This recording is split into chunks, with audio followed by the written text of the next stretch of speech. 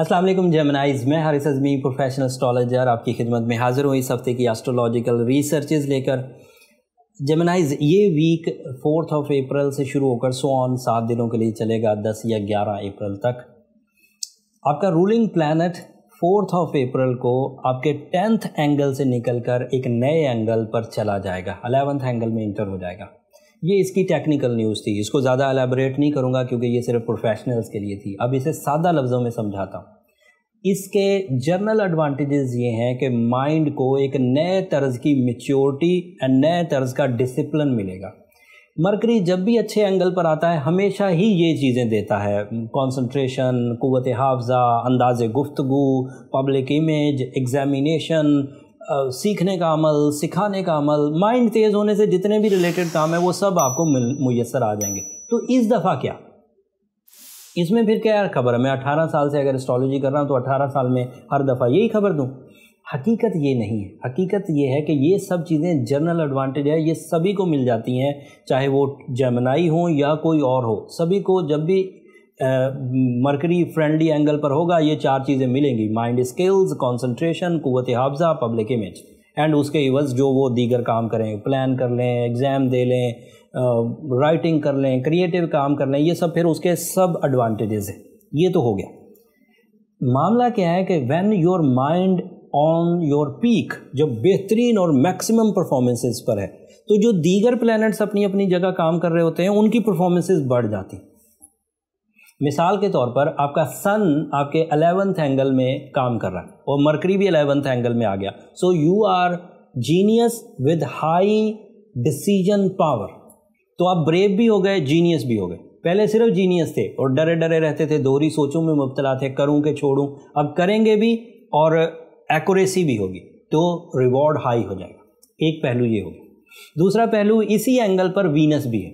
So mind is high, vocal ability is high with romance. तो जब अंदाजे गुफ्तगू हाई हो और रोमांटिक हो तो आप अपने रिलेशनशिप को भी प्लेजेंट, क्लीन, क्लियर, अचीवमेंट्स की तरफ ले जाएंगे। ज़्यादा स्ट्रॉन्ग, ज़्यादा बॉन्डिंग स्ट्रॉन्ग होगी एक दूसरे के साथ। Level of pleasure, level of attachments बढ़ेगा। तो ये उसका दूसरा फ़ायदा हो गया।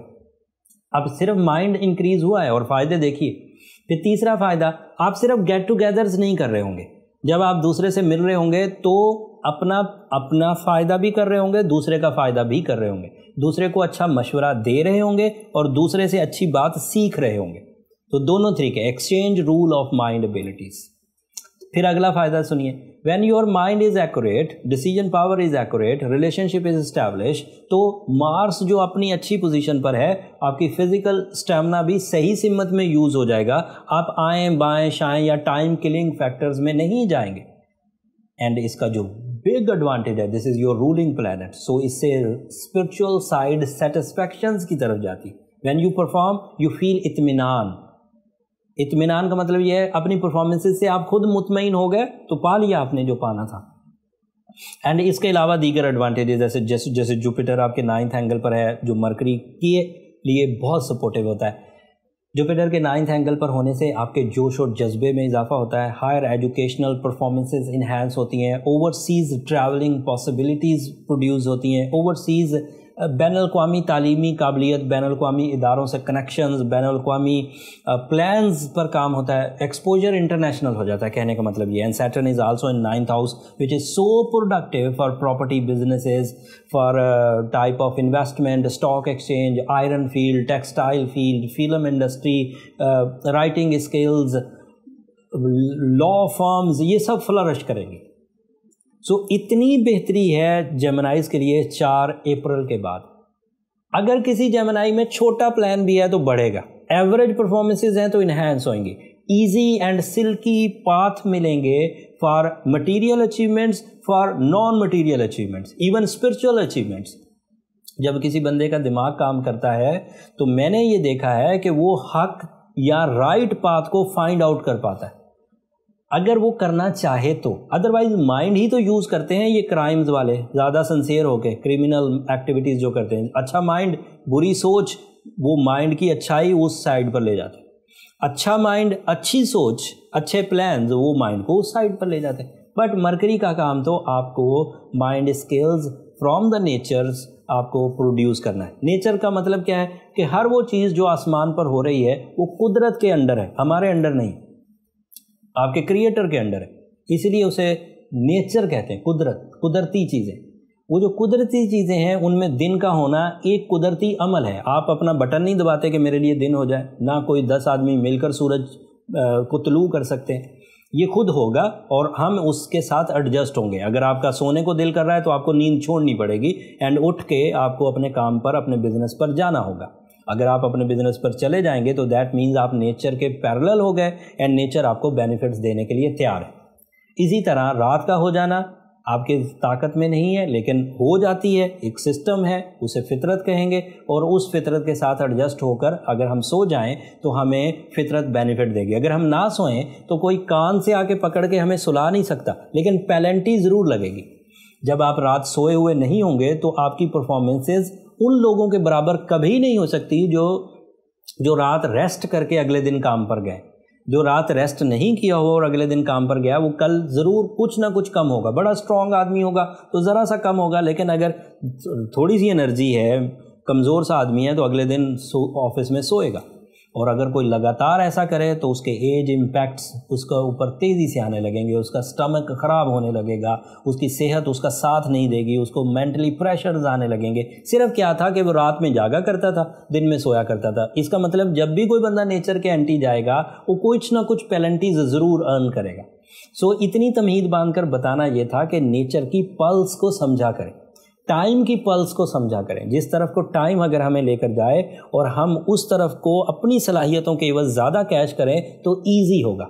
इसकी एक वाज़ेह मिसाल ये फार्मर्स की है। किसान जिस तरह की हवाएं और जिस तरह के मौसमी हालात होते हैं उसी तरह के बीज बो देते हैं, वो सपोर्टिव होते हैं। नेचर वैसे पानी खुद देना पड़ता है, लेकिन अगर बारिशों के सीज़न वाले बीज बोए हैं तो पानी नेचुरली मिल जाएगा, और नेचुरली मिलने से हमें कम मेहनत करनी पड़ेगी, और क्योंकि नेचर सपोर्ट कर रही है तो ज़्यादा फ्लरिश होंगी उसकी फसलें, उसके फल, उसका जो भी पैदावारी टारगेट था वो आराम से कंसीव हो जाएगा। और अगर वो उसके मुखालफत में चले, जिन दिनों बारिशें नहीं होनी और वो कोई ऐसे बीज बो दे जिनके लिए बहुत पानी चाहिए होगा, तो फिर उसे खुद देना होगा और उसके लिए बहुत खर्चे होंगे, बड़ी मेहनत करनी पड़ेगी। सो जब नेचर सपोर्ट करे और आपको पता लग जाए कि नेचर इस सिमत में आजकल काम कर रही है या इस सिमत में इस वक्त नेचर हमें एडवांटेजेस दे सकती है, तो आपको उधर के कुछ ना कुछ काम करने चाहिए। एंड इतने तमहीद के बाद मुझे ये बताना था कि नेचर आपकी माइंड एबिलिटीज़ को, आपकी तालीमी सरगर्मियों को, आपके बिजनेस एक्टिविटीज़ को, आपके डिसीजन पावर्स को, आपकी लव लाइफ को, आपकी इंटरनेशनल तालीमी काबिलियत को बढ़ाने के लिए, आपकी प्रॉपर्टी बाइंग के लिए, आपकी आइडिया मेकिंग के लिए आपको सपोर्ट कर रही है। इससे रिलेटेड जितने जेमिनाइज हैं वो काम कर लें, उन्हें बड़े फ़ायदे होंगे। और ये किताबी बातें नहीं। अगर सूरज, आप लोगों से कोई पूछे कि सूरज क्या करता है तुलू होने के बाद, तो आपने उसे कई 100 दफ़ा देखा होता है जब से आप पैदा हुए हैं। अगर आपकी उम्र 25 साल है तो हर साल आप उसे 360 दफ़ा देखते हैं। अगर 25 साल है तो दैट मीन्स के कई 100 दफ़ा आपने देख लिया। तो आपको बहुत आसान है डिफ़ाइन करना कि भाई वो सूरज जब भी तुलू होता है वो रोशनी देता है, वो हीट पैदा करता है, वो एनर्जी देता है। तो आपने ये डिफ़ाइन कर दिया, सामने वाला जब इसे खुद देखेगा तो आपकी बातें और उसकी बातें मैच हो जाएंगी और वो भी बिलीव कर लेगा। लेकिन आपने सिर्फ सूरज और चांद देखा होता है। मरकरी को आप नोटिस में नहीं लाते, यूरेनस को आप नोटिस में नहीं लाते, वीनस को आप नोटिस में नहीं लाते, इसी तरह मार्स को भी आप कम ही देखते हैं। तो दैट मीन्स आपको लगता है वो हैं भी नहीं, जबकि वो हैं तो इस सोलर सिस्टम। हम बीइंग अ प्रोफेशनल्स मार्स की मूवमेंट को भी ज़रा नज़र में रखे होते हैं, वीनस की मूवमेंट को भी, मरकरी की, जुपिटर की, सैटर्न की, सब की मूवमेंट्स को नज़र में रखे होते हैं। तो सिर्फ आपको बता देते हैं कि ये तुलू हुआ। अदरवाइज वो तुलू होने से जिस तरह चिट्टा सफ़ेद दिन चढ़ता है इस तरह दिन नहीं चढ़ते, इसलिए आपको पता नहीं चलता कि वो आया है कि नहीं। अब मुझे इतनी तफसील बयान करने का मतलब ये था कि आप इस टाइम को समझिए। Student Geminis are their best, real estate agents are their best, stock exchange वाले at their best, international exposures के साथ, तालीमी सरगर्मियों के साथ एग्ज़ाम दे सकते हैं, अपना पेपर सॉर्ट आउट कर सकते हैं, प्लान्स बना सकते हैं, लिटिगेशंस को रिजॉल्व कर सकते हैं, हेल्थ सेक्टर को डिजीज़ को फाइंड आउट कर सकते हैं, उन्हें रिपेयर कर सकते हैं, अपनी पर्सनैलिटी वीकनेसेस को रिपेयर कर सकते हैं, अपनी ड्यूटीज़ निभा सकते हैं फर्मली एंड सक्सेसफुली। सो इतने बड़े बेनिफिट के बाद टोटल टाइम फेवर्स जेमिनाइज को इस वक्त मुयसर है। This is my professional statement, that's all for this week Geminis. Hopefully आप इतनी इन्फॉर्मेशन से अगले 7 दिनों के डिसीजन अच्छे अंदाज से लेंगे। अगर इस वक्त आपने अपने आप को लॉसेज में डाला, वीकनेसेस में डाला, ट्रबल्स में डाला, तो that means you are not sincere with your self. अपने साथ खुद आप सिंसियर नहीं।